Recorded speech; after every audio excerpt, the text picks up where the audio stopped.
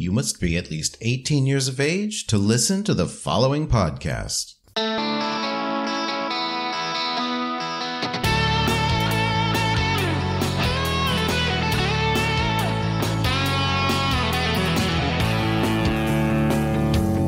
I am Robert Black, and you are listening to Sexual Heroes. Stephan Ferris is an entertainment attorney. You may know him better as Blue Bailey, an alias he has used as a performer in the adult entertainment industry for more than a decade. Stephan counsels LGBTQ+ and adult content creators, and he is part of an emerging generation of openly queer and sexually progressive activist attorneys who see the law as an opportunity to make social, civic, and cultural change.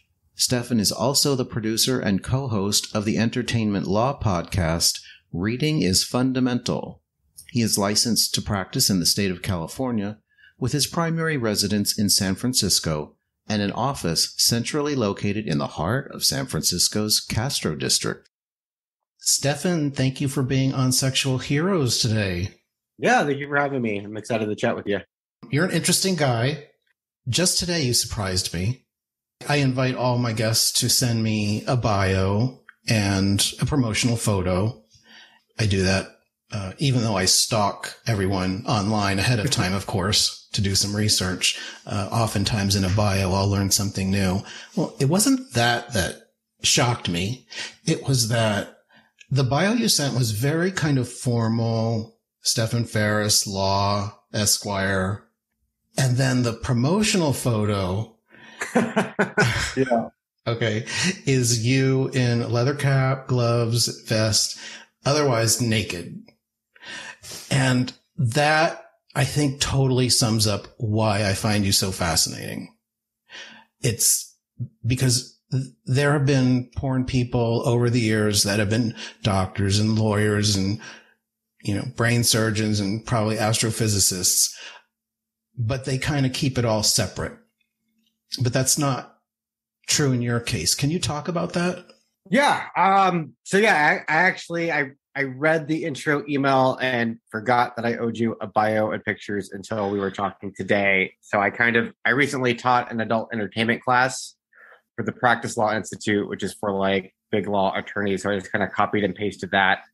But yeah, I guess to answer your question, I started doing porn long before I decided to be an attorney. So in terms of content and images existing in the universe of me, like that ship had sailed. When I was in law school, I kind of had like a retirement from porn and a separation.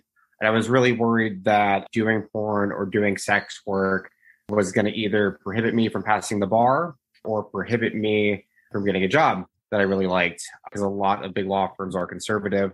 And I was chatting with one of my professors who was gay, and I was like, should I list that I volunteer for the Folsom Street Fair on my resume? Is that too much? And it kind of reminded him of him like in the 80s, whether he should list just gay organizations or not. And his response basically was, if you have to hide who you are on your resume or at work, you're probably not going to like working there. And as many doors as it may close for you, it will probably open up a lot of other doors that are more appealing to you. And it took a minute for that to settle in.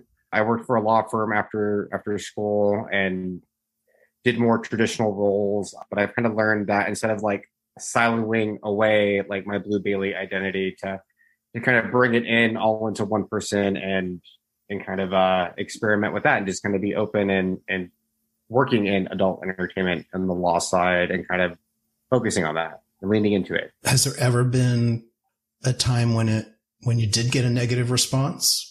I mean, I'm sure there's probably a lot of times where I did not get an opportunity or was not considered, but that decision may have happened behind closed doors. Like I'm pretty open on my social media, what I do and the pictures I post. So who knows if an employer is going through and sees like a bunch of ass pictures and what they're thinking. Mm-hmm. I guess the most kind of pushback I felt was when I kind of first entered law school. I went to school at UC Hastings. It's right in the middle of San Francisco and the Tenderloin. And I thought a San Francisco law school is going to be full of a bunch of progressive faggots. For the most part, it was, but there was a lot of students that weren't from San Francisco, that were from other states, that kind of brought a little bit more of a conservative, kind of well-behaved gay aesthetic to it. So like wanting our queer association to participate in Folsom and do things around the kink community or sex workers was a little bit jarring for them. And that may have created a little bit of a divide. Mm-hmm. I've since come back to Hastings at like one of their queer student alumni get-togethers. It seems they seem pretty awesome and with it now. So I think that's great. You're inspiring me right now. I just want you to know that. For the past 10 years, I've kept my professional life very quiet. I've been a registered nurse. I haven't made that public. Okay. So you were in porn first. I want to get the timeline down. Here's another example of you kind of crossing your careers. Your tagline on Just for Fans and OnlyFans is infamous cum dump turned activist attorney. You don't see that very often. Yeah, no, I hope it separates me a little bit. You consciously are using that as a way to kind of set yourself apart in porn? Yeah, I mean, maybe not necessarily in porn, but I guess just in life. Again, there was at first this need to separate and silo.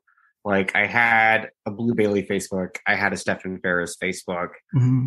And then at some point I just was like, there's no need for that. I just want to be who I am. So I probably have, my grades alone probably prohibit me from working in super fancy big law firms, but I've kind of like realized that that's not really what I want for my life. I want to work in the community. I want to work with performers. I want to work in entertainment. And I think those communities are a lot more accepting of someone who is like someone within the community. Yeah. And you recently launched the podcast, Reading is Fundamental. It says in the description, our goal is to provide education to independent content creators through the lens of our lives, particularly our love of Drag Race, which is why the podcast is called Reading is Fundamental. And you go on to state that you got to read your contracts.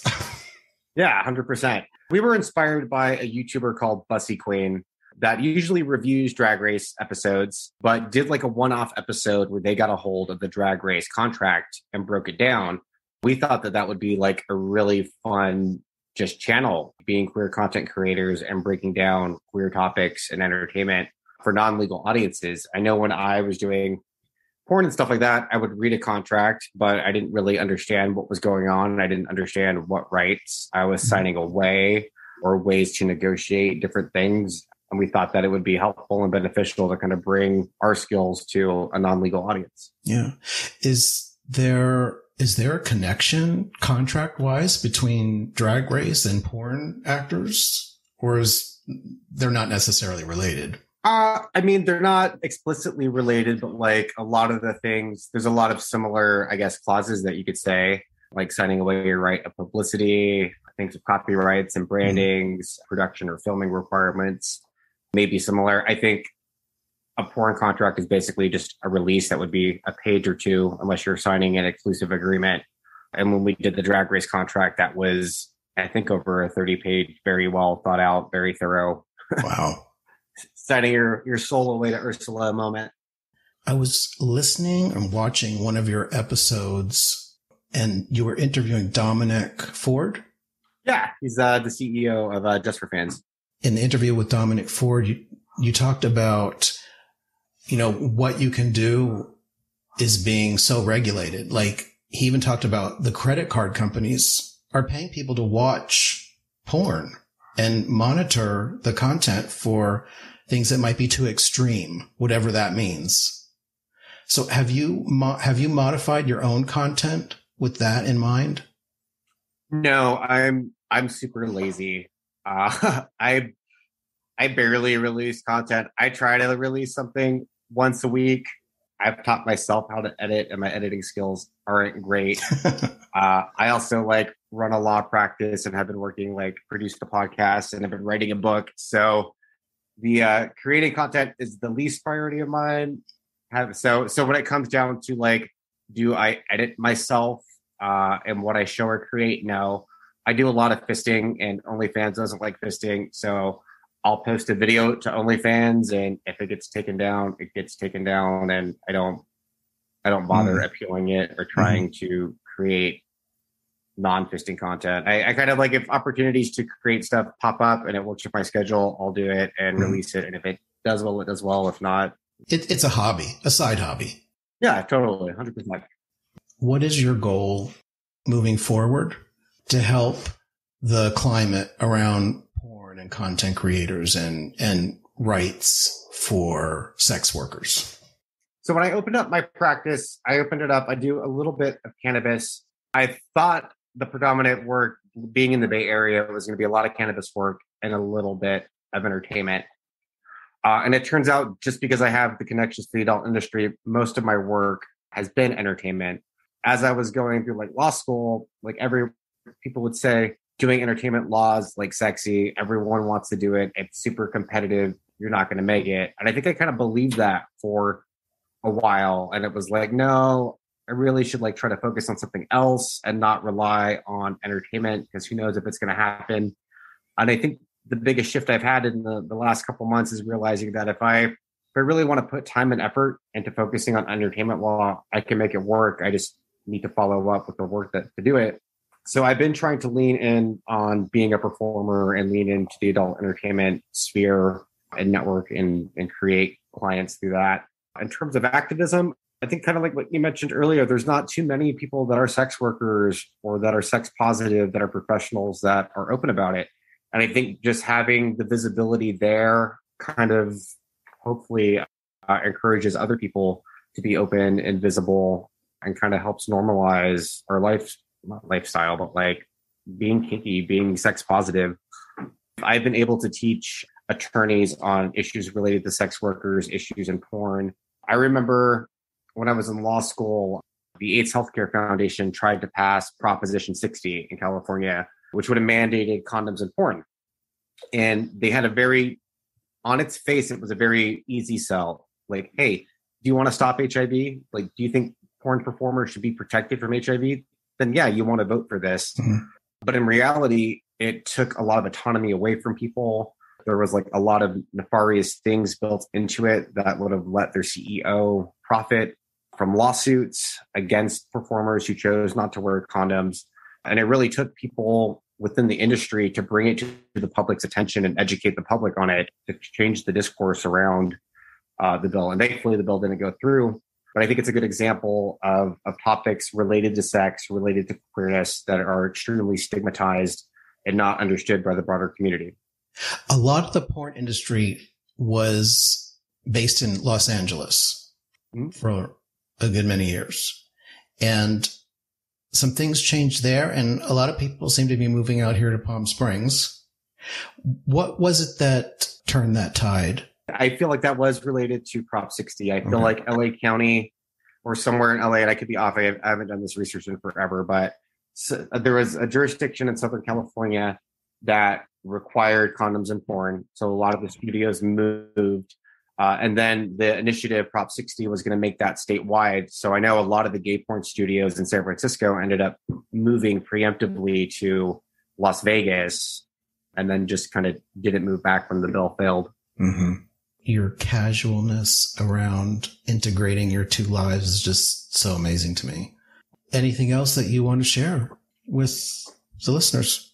So in addition to the podcast and Do It by Firm, I'm also writing a book. I'm working with Unbound Edition Press, who just published Alex Cheeve's memoir, and I'm working on mine. It's called Blue Movie. It's going to kind of be just a collection of scenes about my life, about being in recovery, testing positive, working in porn, and kind of transitioning to where I am today. Manuscript is submitted. We're working on edits, and hopefully it will be out in September if everything moves well with the printing. Oh, great. I would say you're really all about being a role model. I feel like for queer people, especially like gay men in particular, like AIDS kind of decimated a lot of our older generation and role models. And a lot of us had to kind of learn things on our own and kind of piecemeal different things. So yeah, I guess, I don't know. I guess I would like to be inspiring to other people and kind of show them that you could be a slut and a professional and still have a happy, successful life. Wow. That sums it all up. You're definitely a sexual hero. You definitely belong on this podcast. Thank you very much for joining me today. Yeah. Thank you so much for having me. It was nice to chat with you in person. Information about each guest is included in the show notes, along with links to my XXX homepage, Twitter account, and Patreon page. Patrons get early access to episodes. You can help me grow my audience by telling a friend today to visit sexualheroes.com, and be sure to rate and review the show on Apple Podcasts. Thanks for listening.